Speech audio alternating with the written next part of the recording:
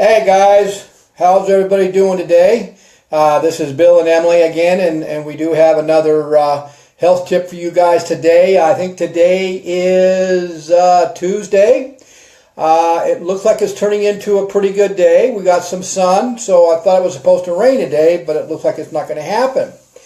Hey guys, today I want to talk a little bit about the topic, which is there seems to be some confusion on intermittent fasting. And so I'm hoping that I can explain this in a way that most of you will understand the proper protocol or the protocol on how to intermittent fast. And Emily and I have been doing this for a long time. It works for us very, very well. There are different there's different names for intermittent fasting. We happen to be doing what we call the brunch fasting. That's what works for us, and we've been doing it for a while now. And let me explain to you what the brunch fasting is.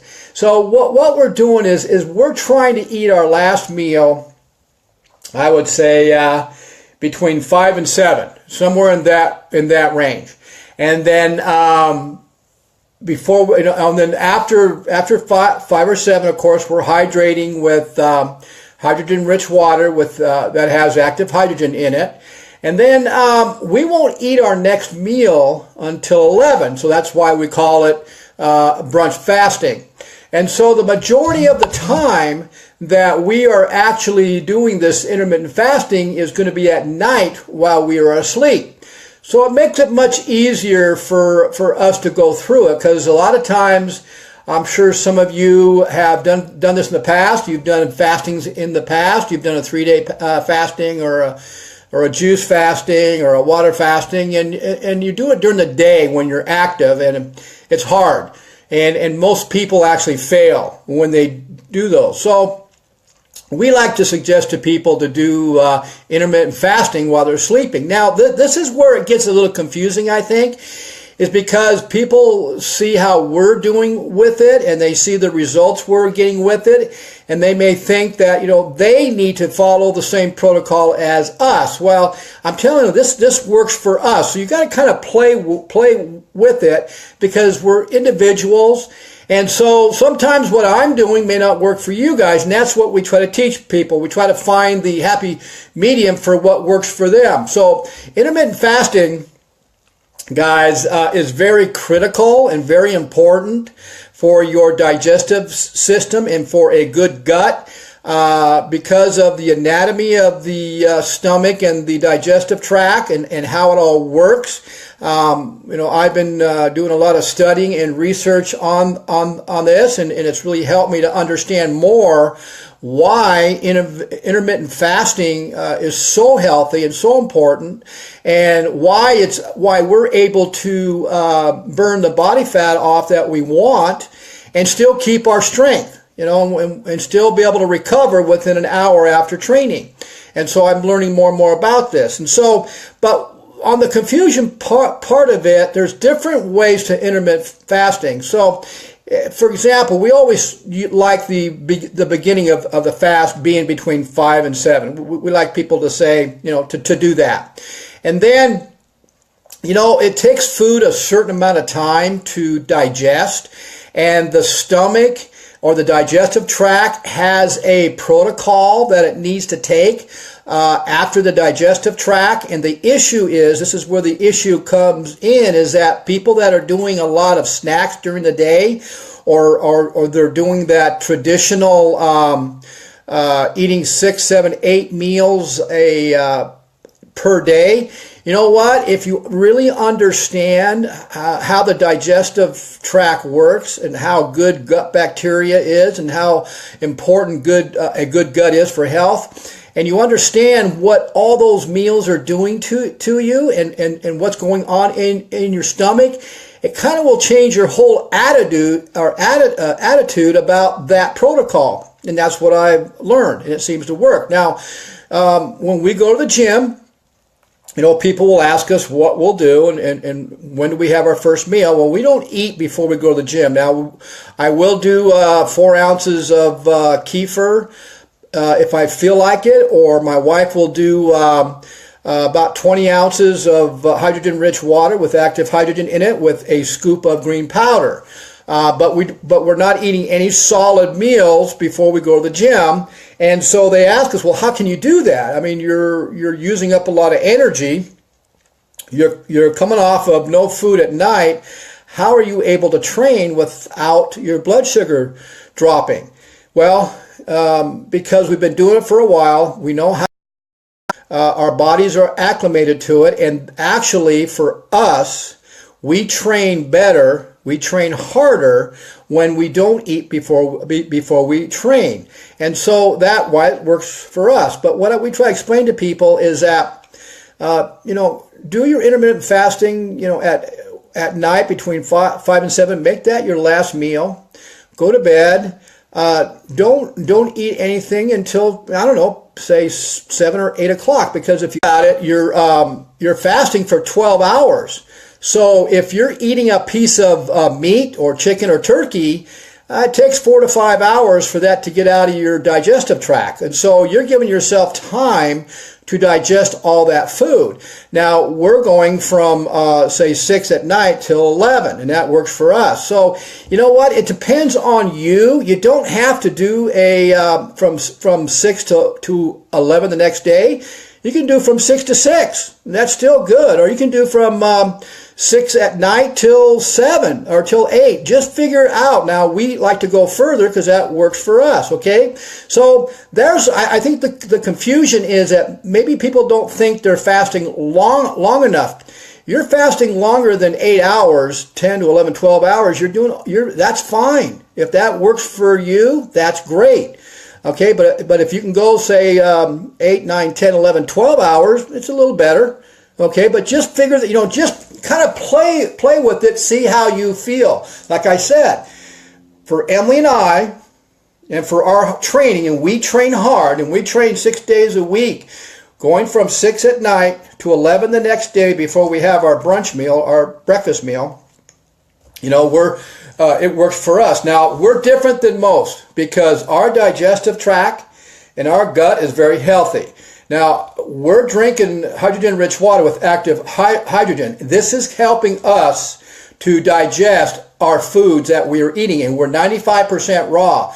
We eat very, very little meat at all, very little. But most of our food is coming from raw food, so we're eating live probiotics and live enzymes to help digest the food we're eating. Because we're drinking the hydrogen-rich water, the active hydrogen, because of the structure of the water itself, we are able to utilize, this is where it gets very important here, and this is why those of you that think we're not eating enough calories to train as hard, I don't need to eat as much food as you guys do. And the key factor is because Emily and I are utilizing the nutrients and the enzymes out of our raw foods more efficiently than you guys are. So I don't get that hungry. Those of you that have felt the hunger pains an hour after you've eaten is because you're eating processed foods and you're eating so much cooked foods, you're not getting any of the nutrients and enzymes that your body needs. So basically your body is saying, hey man, I'm hungry. I didn't get the vitamins I needed or the nutrients or the enzymes I needed, so you need to feed me again. And that's how you get overweight. See, Emily and I are utilizing what we're eating. And so for us, we don't have to have our first brunch or our meal until brunch. And that's how it works for us. And we're training very hard. Now, the hydrogen-rich water is the key factor, is our base to this whole thing to keep us hydrated throughout the process. Now, I've just talked to some girls a couple days ago about this, is that most of the public, when they're hungry, they're not hungry. They're thirsty because most of you are chronic dehydrated. You're dehydrated. And if you're not drinking 10 to 12 glasses a day of water, then you are going to be dehydrated. Besides, you're drinking bottled water, tap water, sports drinks or sodas or iced teas replacing the water. You're drinking these waters, you're not going to hydrate anyway, because the structure of the water, of the molecules in those drinks are too big to get in the cell. And that's why hydrogen-rich water, which is got a pattern to it, is able to hydrate the body at the cellular level so fast. And that's why we're able to utilize our nutrients and enzymes that we're eating. And that's why I don't have to eat as many calories as most of you do. And that's the reason why I've lost the body fat that I've lost. And why Emily is in such a good shape. We're baby boomers. We're way up there. And so we're able to do things that most of them can't because of our, because we do eat raw foods, and we do, and we're hydrating with hydrogen-rich water, so we know how to do all this. But we also understand the anatomy of the digestive tract and the gut and how it all works and how critical the digestive system is for good health. I'm going to have to say that most all diseases, if not all diseases, start in the gut. And that's because of bad gut bacteria and because of bad digestive tract. Now, Emily and I, we get our probiotics and our live enzymes. Emily makes homemade kefir. She makes homemade kombucha. And she makes our homemade cultured fermented vegetables. So we're not taking supplements to get our probiotics or enzymes because we're eating enough live foods, and because we eat raw foods. The raw foods are this is the other thing too. Raw foods. What that's doing is they have their own enzymes, and so when you eat that raw food, the enzymes in that raw food is going to digest the food you're eating. You're not having to take the enzymes out of your bank account in your body because the raw foods already has it in there. Now, if you're cooking all your meals, you're not getting any of this stuff. You're not getting the good probiotics or live enzymes because you're cooking them right out and you're killing them. And that's why here in the United States, chronic stomach issues is such an issue. You know what? We've introduced the hydrogen-rich water as our base. We changed the type of water they're drinking, and we put them on actually live probiotics and enzymes in kefir, kombucha, and the cultured vegetables. Man, things happen to your gut. Those of you that have had gut issues for years or ever since you were a kid, you make those changes and amazing things happen because remember, it's all live food. Okay, guys? So you really got to understand how important the raw foods are and how bad it is to cook all your foods. And if you've been doing it for years, issues are going to happen over time. Now, I've been really doing a lot of studying on the digestive tract, and I've been doing a lot of studying on the gut and how important probiotics and live enzymes are for the gut for good health. And I have to believe now that I wish I would have known this 30, 40 years ago when I first got involved as a wellness coach and a strength and conditioning coach. If I would have understood this more, or if they would have taught this to me in my classes, I would have eliminated a lot of people's issues right off the bat, and I would have seen a lot better results in their health and in their weight loss. Because two major things here. Now that I know, and this is what my platform now, and I do it every time with anybody that I decide to work with. I always change the type of water they're drinking to the hydrogen-rich water, which has an active hydrogen, the most powerful antioxidant out there, and your body's 75% water, so why not put the best water in there to start right off the bat? The other 25% is food. And that's the next thing, is I'm going to go after their gut, and I'm going to heal their gut, and they need to follow the protocol that I have if they really want to feel better. And you know what? Once you do all this, and once you get your gut healthy, I mean, you'll be shocked at how good you feel. And you know what? Once you're cleansed out, because the hydrogen-rich water detoxes you on a daily basis, every single day. And those of you that have detoxed in the past, the juice detox or vegetable detox, know how good you feel when you're doing that protocol. But you know what? You'll be amazed at how good you feel, and none of those cravings you had in the past.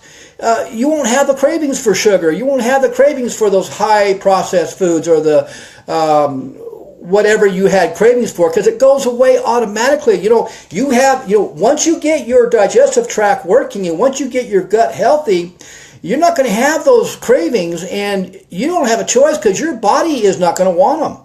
And, in my weight loss protocol, when I do the meal, I have a 7-day meal plan.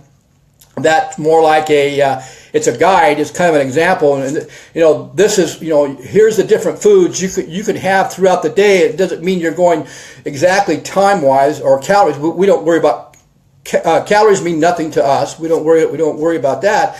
But what's really crazy is that the protocol, the meal plan is based on a lot of raw food. Now I do, if you do want some meat, animal meat every so often, that's okay, because because you're drinking the hydrogen-rich water, which is detoxing you on a daily basis, and if you're eating more of the raw foods with the live enzymes in it, the animal meat that you're going to be eating, your enzymes are going to digest that animal meat more readily and more efficiently, and so it's not going to be sitting in your gut putrefying. That's the issue. Now, this is where we're going to get into why it's so important to do intermittent fasting for your gut, and why we really need to be doing this. And why did our ancestors do this? The Egyptians actually did this, I think it was once a month. They did intermittent fasting, and they were one of the healthiest cultures out there. So I'm going to read some stuff out of my study book here that's going to explain to you guys how important it is to do intermittent fasting, and why your small intestines needs to do the intermittent fasting. And I want you to listen to those of you that are doing the protocol where you have to eat every 2 hours or every hour. I want you to listen to what I'm about to read here and see if this makes sense. See if this is going to maybe change that protocol on why maybe that isn't the way to go. Now, the key factor is, guys, this is the key factor when you're doing intermittent fasting, and why people are so successful with it, and why we could do it. I mean, especially for you baby boomers out there, this is very important, because you've been around a long time and your gut sucks. I'm sorry to say a word, though, but that's just the way it is. So you guys, there's no age limit here. You can intermittent fast. There's no age limit to get healthy again, okay? So let me read this out of here. I'll try to do the best I can as quickly as possible so this isn't too long. But I think it's very, very important about that, okay? So here it goes. And I'm going to read it right out of the book so I don't forget anything. After digesting, only a few rough leftovers remain in the stomach and small intestines. An unchewed kernel of corn, tablets coated, which means supplements, that's what that means, to stop them dissolving into gastric juices, surviving bacteria from the food we have eaten, or a piece of the chewing gum swallowed by mistake. For example, now the small intestine is a stickler for cleanliness. See, this is the key thing. So those of you that are doing the protocol of eating every 2 hours, this part here is very important, because the small intestine, for it to be able to utilize the nutrients efficiently, they actually have to be very clean. And so this is going to explain why. All right, here we go. Let me see where that's... Okay, now the small intestine is a stickler for cleanliness. It is one of those types who cleans up the kitchen right after a meal. If you were to pay your small intestine a visit just 2 hours after it has finished digesting something, you would find everything spick and span. I mean clean, guys. It wants to clean itself. It's got a cleaning crew, with barely a whiff of what went on there short time ago. An hour after the small intestine has digested something, it begins the cleanup process. The scientific name for this process is migrating motor complex. When it kicks in, the stomach doorman is kind enough to open the gates again to allow these leftovers to be herded into the small intestine. So what happens is what's ever left over in the stomach is the stomach will let it out and into the small intestine to utilize what's ever left there. So it means moves them along with a wave powerful enough to sweep everything along with it. When observed with cameras, this looks so cute that even a sober-minded scientist can help put nickname to the migrating motor complex for the little, that's what the scientists call it. They call it the housekeepers. Now, everyone has heard their little housekeeper at work. This is something I didn't know. It is the rumbling belly, which, contrary to popular belief, does not come mainly from the stomach, but from the small intestines. Our bellies don't rumble when we're hungry, but when there is a long enough break, there we go, when there's a long enough break between meals to finally get some cleanliness done. See that now? Those of you that are doing the every 2 hours, you just hear what I just said. Okay, when the stomach and the small intestines are both empty, the coast is clear for the housekeepers to do its work. If the stomach is involved in the lengthy process of grinding down steak, the housekeeper just has to be patient. Only after 6 hours, okay guys, here's where the intermittent fasting comes in handy. So if you're eating animal protein, you're looking at 4 to 5 to 6 hours before it's digested. And if you're looking for a efficient and you're able to utilize the nutrients and enzymes, your small intestines needs to go through that cleaning process. Let's see, churning the stomach in around 5 hours of digesting in the small intestine is the steak safely gone, and the housekeepers can start cleaning up. We don't necessarily always hear the housekeepers at work. It depends on how much air has found its way into the stomach and the small intestines. If we eat something before the cleanup is finished, the housekeeper immediately stops working and returns to the waiting mode. Foods need to be digested in peace and not swept ahead too soon in the cleaning frenzy. Consistent snacking means there is no time for the cleaning. This is part of the reason some nutritional scientists recommend we leave 5 hours between meals. There is, those who chew their food thoroughly though, if you chew your food like you're supposed to, which means do not drink any fluids while you're eating a main meal, period. Give your digestive juices a chance to digest the food in the stomach. When you guys are drinking fluids during the eating process, you're diluting the digestive juices in your stomach to do the job. The stomach's not stupid. It knows which pH the digestive juices has to be at in order to digest that food. So when you drink fluids into your stomach while you're eating, the pH of the digestive juices start going up. The body sends a message to the stomach liner. It secretes more hydrochloric acid to drop the pH down to be able to efficiently digest the food. Now, what happens when that pH keeps going up and down, up and down, up and down, up and down? What are you doing to your gastric juices? What are the side effects from it? I think some of you have felt it before. So do not drink any fluids with your meals. Give your stomach a chance to digest it right. So the faster you get it digested in the stomach, it will then go into the small intestines so that it will get utilized as nutrients and whatever. Now, the smaller the particles, the more you're going to utilize. See, that's why Emily and that's why our digestive tract is so, it works so well, and we don't need to eat as many calories as most of you, is because we are utilizing the food that we're eating, and the particles are digested. Most of you aren't doing that. Most of you are eating, your particles are huge, and besides, you're not chewing the food. And so it's escaping into the small intestines, and it can't utilize it. You see, guys, that's the key point there.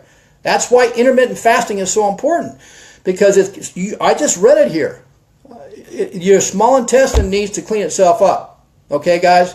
And so I hope from what I just explained here might help you guys understand about intermittent fasting and how important it is. And that as far as the protocol on intermittent fasting, just find the protocol that works for you. And if you go to bed at 10 o'clock, your last meal is at 6 at night, and you wake up at 8 o'clock, then you fasted for, look at how many hours. So you've given your stomach a chance, or your digestive tract and your small intestine a chance to go through the cleaning process. You do this consistently. Now, you've got to change your water though. The water is the base. The hydrogen-rich water with active hydrogen is the base. That's going to keep everything clean. That's going to help you to digest the food along with all the enzymes. But you get your digestive tract working and you get good gut bacteria going, and you will be amazed on how you feel. And that extra body fat you've been trying to get off for the last year or two or 6 months, or if you plateaued out, one of the simplest way to get out of that plateau to lose that body fat is get that gut healthy. Now, is it going to happen overnight? No. Do you have to have patience? Yes, you do. Some people feel it. We've introduced the live kefir and kombucha and the cultured fermented vegetables to people that have had stomach issues for years, since they've been kids. And we've had some people get results in 3 days. They were shocked. We've got a person that she couldn't believe it. Why wasn't she told this by the doctors? How come the nutritionist didn't work on the gut? Two things. I said it before. Change the type of water you're drinking to hydrogen-rich water with active hydrogen. And then go after the gut with live probiotics and live digestive enzymes in your raw foods. Try to do an 80-20. Try to do 80% of your food raw and 20% of your food cooked. You can even go on do one cooked meal a day. If you have cooked oatmeal or breakfast, you can't have a cooked meal the rest of the day. If you have something cooked at lunchtime, you can't have it just all raw. Try that. If you introduced yourself slowly like that, that might help too. Emily, my wife, was doing one cooked meal a day, and over time, now it depends. Sometimes she may go 4 or 5 days without a cooked meal. She doesn't worry about it anymore. If she feels like it, she listens to her body. If she feels like it, she'll have a cooked meal. But you folks that are cooking all your meals every day, no, you're going to have issues. And what's really bad, if you've got kids, how are you getting the good nutrition into the kids if you are cooking all the nutrition out of it? And what's that going to do for your child at school? Why are we having an issue with ADD, autism? Why is autism on the rise? Why are kids not focused at school? Why are they foggy brained? Why? It's because of, look at what you're feeding your kids. Both parents are working, so what do? Processed food. They're not utilizing the nourishment that they need to be able to go through life. So you need to be the example to show them that, okay, we're going to change our lifestyle and we're going to educate ourselves on all this. Okay, guys? So I know I rambled on for a long time. I'm sorry I did that, but I just felt this was really important because people are confused about intermittent fasting, and they really don't understand why it's really healthy. And there's, you just have to find the right protocol for yourself. And so hopefully you guys got some value out of this. And if you got any questions, you guys, you can message me, or you can go to all my health blogs, and my live video blogs will always be on my Drink Nature's Water Facebook page. You can go ahead and like it. That could be a place where you're going to find a lot of good blogs, and now as you read my blogs, most of you who are following me will know that I put a lot of scientific research to back up what I say. And so I'm doing that almost on everything now, because see that this is a topic that is being researched a lot now, and there's seen a lot of positive results from it. And now with hydrogen-rich water, what has active hydrogen out there, there is so many scientific journals now. And we even have Loma Linda Medical Center, who's got a department who's doing a lot of research on hydrogen-rich water with the active hydrogen in it. And they even put on the Science Journal, what they found. And yes, it's a benefit.